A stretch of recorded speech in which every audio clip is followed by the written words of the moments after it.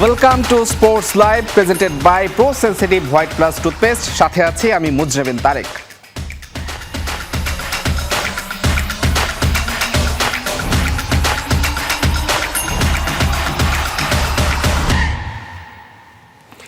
শুরুতেই জানাতে চাই বাংলাদেশ অস্ট্রেলিয়া টেস্ট সিরিজের খবর। ডারউইনে প্রথম টেস্টের আগে অনুশীলন শুরু করেছে বাংলাদেশ। সোমবার স্থানীয় সময় সকাল 10টার আগে মাঠে নামে শান্ত মুশফিকরা।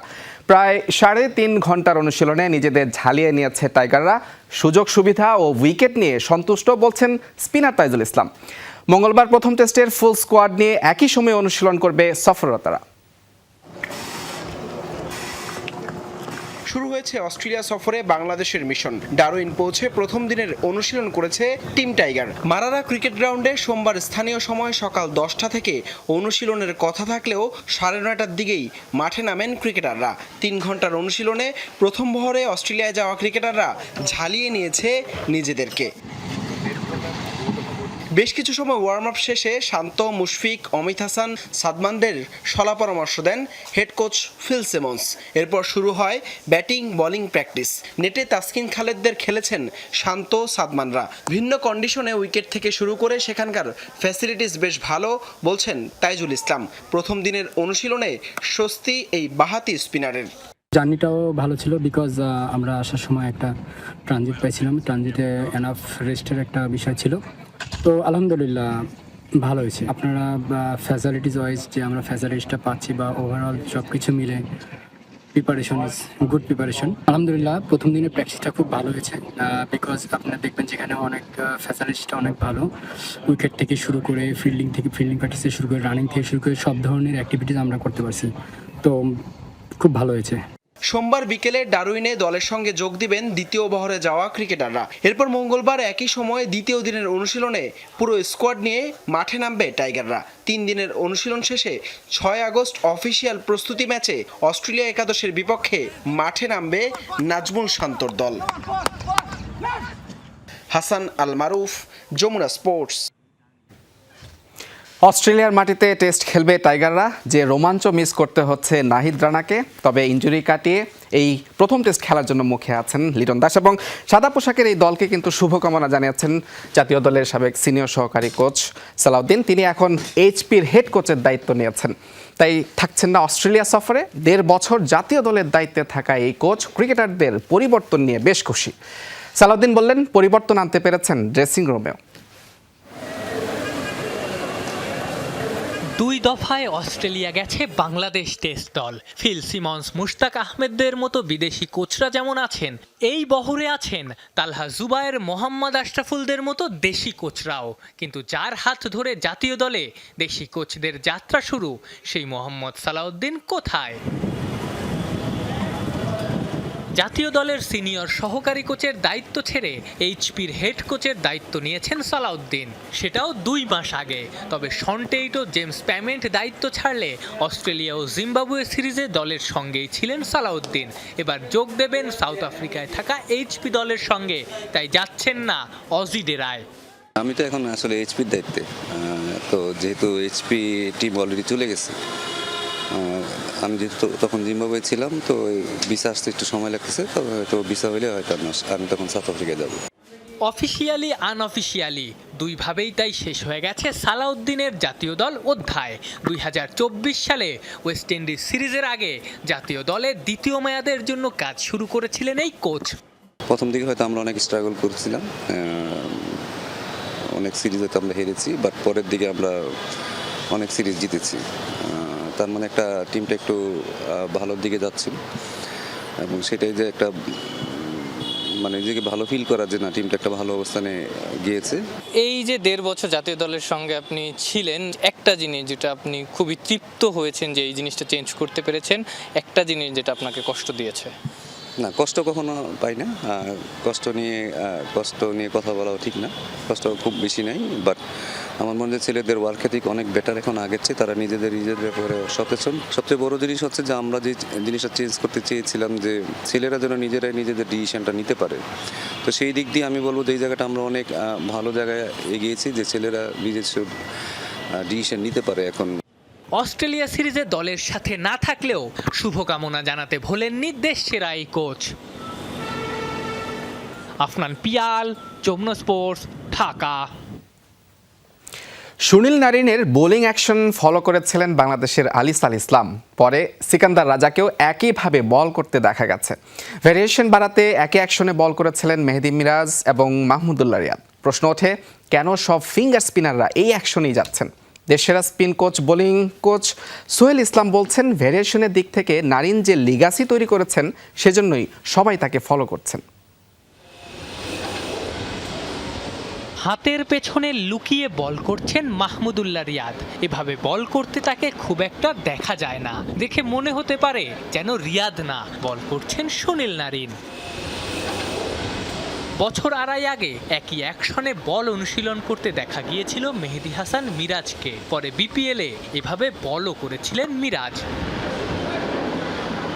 এই অ্যাকশনে বল করে এরই মধ্যে দুনিয়া জুড়ে নাম কুড়িয়েছেন সিকান্দার রাজা কিংবা বাংলাদেশের আলিস আল ইসলামও। সবার একটাই কথা, ভ্যারিয়েশন বাড়াতেই বেছে নিচ্ছেন এই অ্যাকশন। প্রশ্ন ওঠে, কেন সব স্পিনাররা ভ্যারিয়েশন বাড়ানোর ক্ষেত্রে এই অ্যাকশনেই ভরসা খুঁজে পাচ্ছেন? মিস্ট্রি স্পিনার তো দুনিয়ায় আরও অনেকেই আছেন। ফিঙ্গার স্পিনের কাছে কি অপশন থাকতে পারে? ডিপ ড্রপ করবে, হ্যাঁ, তাছাড়া তো আসলে আর তেমন কোনো অপশন নাই। তো এইখানে আসলে ব্যাপারটা হচ্ছে যে কে সাকসেস হবে, যে কিভাবে করলে স্পিনার সার্ভাইভ করতে পারবে, সাকসেস হবে। তো এইখানে কিছু এক্সাম্পল আছে। সুনীল নারায়ণ করছে, তার আগে অজন্তা মেন্ডিস এটা শুরু করছিল।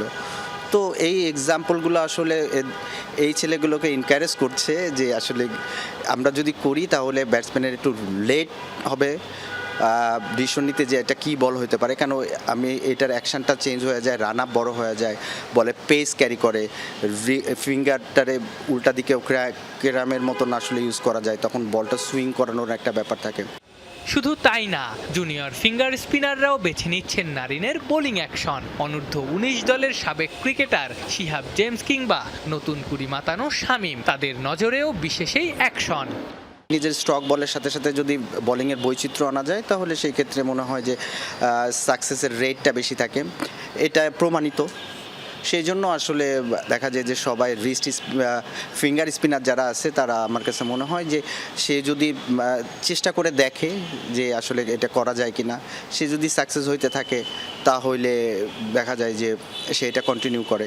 এবং এক্সাম্পল সেট করা যেহেতু উপরের দিকে আসে যে সাকসেস হওয়া যায়, সেই জন্য অনেক বাচ্চারাও আসলে এটা এনকারেজ হয় এবং এইভাবেই আসলে এই প্যাটার্নটা ডেভেলপ করছে। বলা হয়ে থাকে, মানুষ চলে যায়, কীর্তি রয়ে যায়। নারিন আর তার এই অ্যাকশন যেন এই কথার ধারক বাহক। আফনান পিয়াল, যমুনা স্পোর্টস, ঢাকা।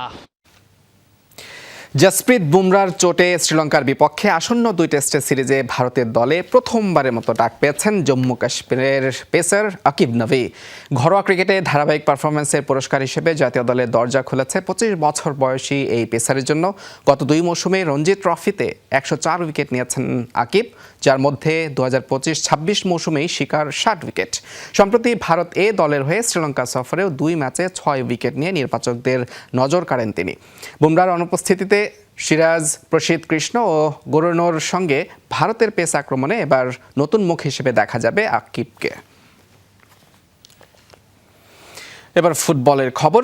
ব্যবসা কিংবা রাজনীতি নয়, ফিফাকে ফুটবলের কাছে ফেরার আহ্বান জানিয়েছেন জিম বোয়েস। বিশ্বকাপের বাণিজ্যিক স্বত্বের বিক্রির পরিকল্পনার জন্য ইনফ্যান্তিনোর কঠোর সমালোচনা করেন সাবেক ফিফা সহসভাপতি। প্রশ্ন তোলেন মার্কিন প্রেসিডেন্টের সাথে তার ঘনিষ্ঠতা নিয়েও। সবকিছু পাশে রেখে ফুটবলকে এগিয়ে নেওয়ার তাগিদ জিম বোয়েসের।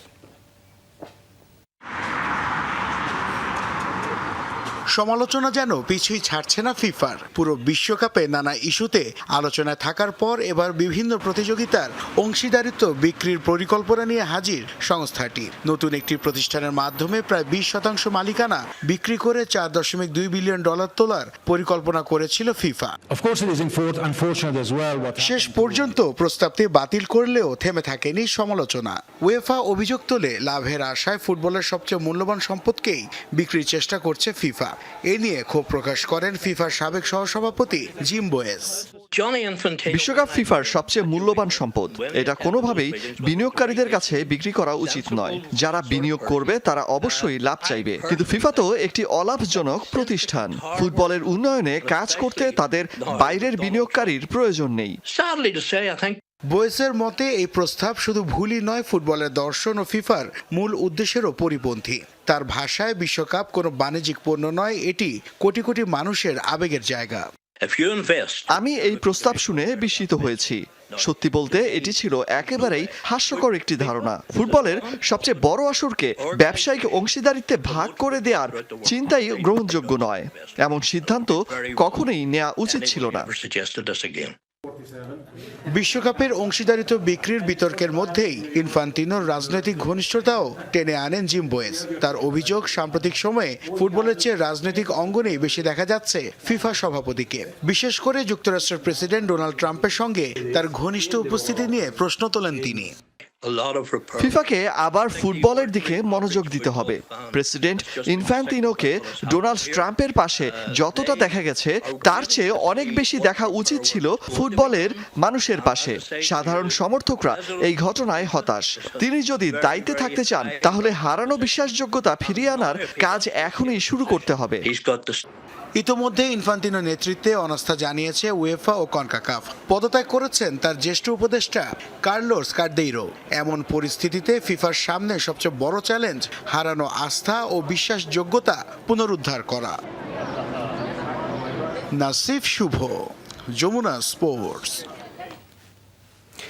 ফুটবলকে অতিরিক্ত বাণিজ্যিকীকরণে বেশ চাপে আছেন ফিফা সভাপতি জিয়ানি ইনফ্যান্তিনো। এরই মধ্যে তার বিকল্প খোঁজা শুরু হয়েছে। বেশ কয়েকটি দেশ তো তার বিরুদ্ধে অনাস্থাও জারি করছে।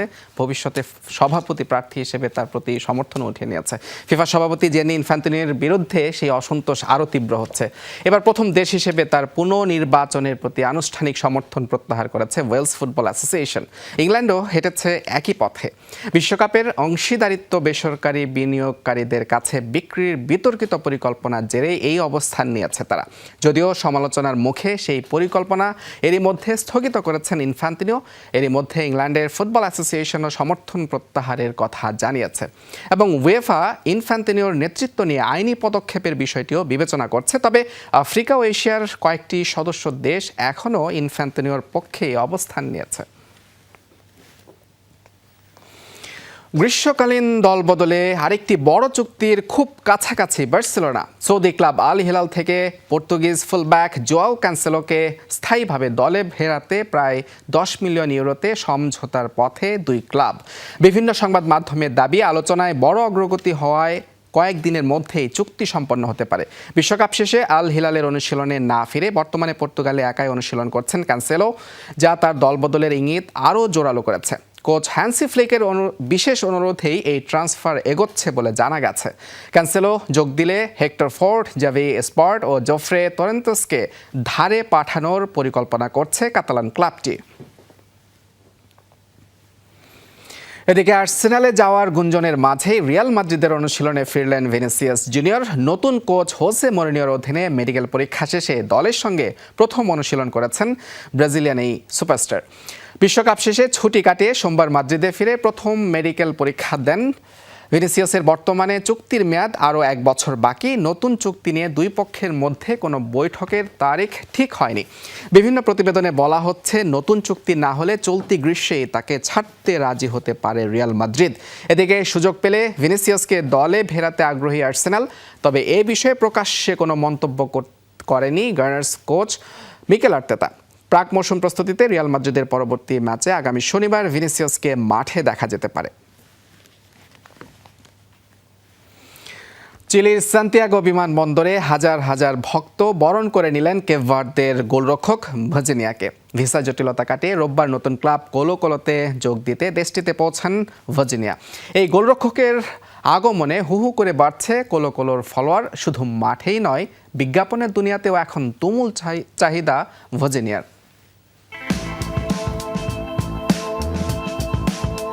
15 জুন 2026 আটালান্টায় স্পেন কেপভার্দের বিপক্ষে ম্যাচের আগে কজন লোক জানতেন ভোজিনিয়ার নাম? কেপভার্দের অধিনায়কের ইনস্টাগ্রাম ফলোয়ার তখন ছিল 45,000, কিন্তু স্পেনের বিপক্ষে তার বিরোচিত পারফরমেন্সের পর রাতারাতি তারকা বনে যান ভোজিনিয়া। বিশ্বকাপের গ্রুপ পর্বের ম্যাচে কোনো গোল খাননি। রাউন্ড অফ 32-তে আর্জেন্টিনার বিপক্ষে তার অতিমানবীয় পারফরমেন্স মন জয় করে নেয় সবার। রাতারাতি ভোজিনিয়া বনে যান মেগাস্টার।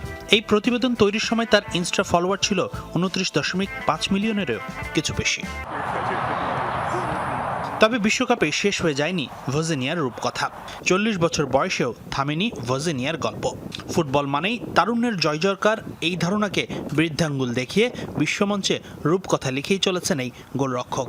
বয়স যে নিছকই একটি সংখ্যা মাত্র, তা যেন আবারও প্রমাণ করলেন কেপভার্দের এই অধিনায়ক। বিশ্বকাপের অন্যতম সেরা গোলকিপার ক্যারিয়ারের শেষ ভাগে এসেও ক্লাব ফুটবলে করলেন বড় এক দলবদল। দক্ষিণ আমেরিকার অন্যতম সফল ক্লাব চিলির কোলো কোলোর সঙ্গে চুক্তি করেছেন ভোজিনিয়া। ভিসা জটিলতা কাটিয়ে রোববার যখন তিনি চিলির সান্তিয়াগো বিমানবন্দরে পা রাখলেন, তখন তাকে বরণ করতে হাজার হাজার ভক্তের ঢল নামে সেখানে। ভোজিনিয়ার এই আগমনকে চিলির ফুটবলে বলা হচ্ছে ভোজিনিয়া ইফেক্ট। ভোজিনিয়ার অন্তর্ভুক্তি কোলো কোলো এবং চিলির ফুটবল উভয়ের ভাবমূর্তি উজ্জ্বল করেছে অনেকটাই, দৃষ্টি কেড়েছে বিশ্ব ফুটবলের। ভোজিনিয়া ক্লাবটিতে যোগ দেওয়ার সাথে সাথেই সামাজিক যোগাযোগ মাধ্যমে কোলো কোলোর ফলোয়ার বেড়ে গেছে প্রায় 70,000। শুধু মাঠে নয়, বিজ্ঞাপন দুনিয়াতেও এখন তুমুল চাহিদা এই অভিজ্ঞ গোলরক্ষকের। তবে এখন দেখার বিষয়, বিশ্বকাপ মঞ্চে আলোড়ন তৈরির পর চিলির ঘরোয়া লিগে আর কোপা লিবার্তাদোরেসে কোলো কোলোকে কতদূর নিয়ে যেতে পারেন ভোজিনিয়া। হাসিনুর রহমান, যমুনা স্পোর্টস। জমে উঠেছে 2026 ব্যালন ডিওরের লড়াই। বিভিন্ন পারফরমেন্স বিবেচনায় প্রকাশিত সবশেষ পাওয়ার র্যাঙ্কিংয়ে শীর্ষে রয়েছেন স্পেনের বিশ্বকাপ জয়ী মিডফিল্ডার রদ্রি। শীর্ষ 5-এ আছেন কেইন, ইয়ামাল, এমবাপ্পে ও মেসি। গোল্ডেন বল জয়ের পাশাপাশি স্পেনকে বিশ্বকাপ জেতানোর অবদান এগিয়ে রেখেছে রদ্রিকে। দ্বিতীয় স্থানে আছেন বায়ার্ন মিউনিখের ইংলিশ তারকা হ্যারি কেইন। তৃতীয় অবস্থানে স্পেন ও বার্সেলোনা তারকা লামিন ইয়ামাল এবং চতুর্থ স্থানে রয়েছেন বিশ্বকাপের সর্বোচ্চ গোলদাতা কিলিয়ান এমবাপ্পে। তালিকার পঞ্চম স্থানে আছেন আর্জেন্টিনার কিংবদন্তি লিওনেল মেসি। এছাড়া সেরা 10-এ জায়গা পেয়েছেন Osman দেমবেলে, Erling Haaland, Jude Bellingham, Michael Olise এবং ভিনিসিয়াস জুনিয়র। অক্টোবরে ঘোষণা করা হবে ব্যালন ডিওর বিজয়ীর নাম। 31 আগস্ট থেকে উজবেকিস্তানে শুরু হচ্ছে অনূর্ধ্ব 20 এশিয়ান কাপ বাছাই। আসরের জন্য প্রবাসী অ্যাডাম আব্বাস সহ 5 ফুটবলারকে চূড়ান্ত করেছে বাফুফে। চূড়ান্ত লড়াইয়ের আগে থাইল্যান্ডে সংযুক্ত আরব আমিরাতের বিপক্ষে একমাত্র প্রস্তুতি ম্যাচ খেলবে বাংলাদেশ দল। 31 আগস্ট থেকে 6 সেপ্টেম্বর উজবেকিস্তানে অনূর্ধ্ব 20 এশিয়ান কাপ বাছাই অনুষ্ঠিত হবে। আসরে অংশ নিতে বাফুফে ভবনে সার্বিক কর্মতৎপরতা নিয়ে বৈঠকে বসেছিল ডেভেলপমেন্ট কমিটি। চূড়ান্ত স্কোয়াড বাছাইয়ের জন্য 1 মাসের বেশি সময় ধরে ক্যাম্প চলছে যশোরে। অ্যাডাম আব্বাস সহ 5 বিদেশি করা হয়েছে চূড়ান্ত। 5 জনের নাম হলো জিদান ইউসুফ, মোহাম্মদ মাহি খান, এহসান মল্লিক, ফারজাদ আফতাব এবং আদম আব্বাস। এই আসরে অংশ নিতে বাংলাদেশ আর্মির সঙ্গে 2টি প্রস্তুতি ম্যাচ খেলেছে অনূর্ধ্ব 20 দল। উজবেকিস্তানে যাবার আগে সংযুক্ত আরব আমিরাতের বিপক্ষে থাইল্যান্ডে একটি প্রস্তুতি ম্যাচ খেলে যাবে জেরার্ড জোন্স শিষ্যরা। আর দেশের বাইরে আন্ডার 20 জন্যে বাহরাইন থেকে আমরা আমন্ত্রণ পেয়েছিলাম এবং খুবই সুন্দর আমন্ত্রণ, তারাও খুব আগ্রহী ছিলেন। কিন্তু আপনারা তো জানেন, মধ্যপ্রাচ্যের এই অবস্থার কারণে অনেক প্লেয়ারের অভিভাবক সেখানে বাচ্চাদের যাওয়া খেলার ব্যাপারে একটু শঙ্কিত। তা আমরা বাহরাইনটার এই যে অফারটা তারা করেছেন, এটাকে আমরা আন্ডার 17-এর জন্য পেন্ডিং রাখছি। হয়তো ওখানে আন্ডার 17কে আমরা নিয়ে যাব, কারণ ওটা তো নভেম্বরে, আমাদের সময় আছে। আর আন্ডার 20-র জন্য আমরা থাইল্যান্ডের ব্যাংককে আমিরেটসের যে আন্ডার 20 টিম, ইউনাইটেড আরব এমিরেটসের, they will be coming to Bangkok. আমাদের টিমও যাচ্ছে ওখানে। তো ওইখানে 18 থেকে আমরা তাদের সাথে একটা ফ্রেন্ডলি খেলবো। 27 আগস্ট উজবেকিস্তানে পৌঁছবে দল। চলতি বছর বাকুতে অনূর্ধ্ব 15 ওয়ার্ল্ড ফেস্টিভ্যালেও অংশ নেবে বাংলাদেশ। মেহেদি নাইম, যমুনা স্পোর্টস, ঢাকা। নতুন মৌসুমের আগে দলের শক্তি বাড়াতে বড় পদক্ষেপ নিয়েছে প্যারিস সেন্ট জার্মেই। এবার দলে ফেরাতে চাচ্ছে বিশ্বকাপে দারুণ ছন্দে থাকা গোলরক্ষক সুজুকিকে। ইতালিয়ান ক্লাব পারমার জাপানি গোলরক্ষক জিয়ান সুজুকির জন্য 33 মিলিয়ন ইউরোর আনুষ্ঠানিক প্রস্তাব পাঠিয়েছে ফরাসি জায়ান্টরা। অ্যাড-অন সহ এই প্রস্তাব নিয়ে বর্তমানে দুই ক্লাবের মধ্যে আলোচনা চলছে। একই সঙ্গে সুজুকির কাছেও নিজেদের ভবিষ্যৎ পরিকল্পনা তুলে ধরেছে পিএসজি। তবে তার ভূমিকা নির্ভর করবে লুকাস শেভলিয়ারের ভবিষ্যৎ সিদ্ধান্তের ওপর। সবকিছু ঠিক থাকলে জাপানের এই তরুণ গোলরক্ষক হতে পারেন পিএসজির নতুন সংযোজন। নতুন মৌসুমের আগে গোলবারের নিচে নতুন মুখ পাচ্ছে Newcastle United. Portuguese club Braga থেকে চেক প্রজাতন্ত্রের গোলরক্ষক লুকাস হর্নিচেককে প্রায় 2,57,00,000 পাউন্ডে দলে ভিড়িয়েছে প্রিমিয়ার লিগের ক্লাবটি। 24 বছর বয়সী এই গোলরক্ষকের সঙ্গে 5 বছরের চুক্তি করেছে নিউক্যাসল। গত মৌসুমে ব্রাগার হয়ে 7টি ক্লিনশিট রেখে ইউরোপা লিগের সেমিফাইনালে ওঠার পথে গুরুত্বপূর্ণ ভূমিকা রাখেন হর্নিচেক। শুধু শট ঠেকানোর নয়, পেছনে থেকে আক্রমণ গড়ে তোলার দক্ষতার কারণেও নজর কেড়েছেন তিনি। নতুন কোচ ম্যাথিয়াস ইয়াসলের অধীনে এবার নিউক্যাসলের রক্ষণে ভরসার নাম হতে যাচ্ছেন হর্নিচেক। আর্জেন্টিনার তরুণ প্রতিভা ভ্যালেন্তিন ভার্কোকে 7 বছরের চুক্তিতে দলে ভিড়িয়েছে ইংলিশ প্রিমিয়ার লিগের ক্লাব চেলসি। ফরাসি ক্লাব স্ট্রাসবুর্গ থেকে 22 বছর বয়সী মিডফিল্ডারকে দলে নিয়ে নিজেদের ভবিষ্যৎ পরিকল্পনায় বড় সংযোজন করল লন্ডনের ক্লাবটি। মাঝমাঠের পাশাপাশি উইঙ্গার ও ফুলব্যাক হিসেবেও খেলতে পারেন বার্কো। গত মৌসুমে স্তানবোর হয়ে 58 ম্যাচে 3 গোল ও 11 অ্যাসিস্ট করেছেন তিনি। আর্জেন্টিনার জার্সিতে 5 ম্যাচে 2টি গোল থাকলেও 2026 বিশ্বকাপে খেলার সুযোগ পেয়েছেন মাত্র 1 ম্যাচ।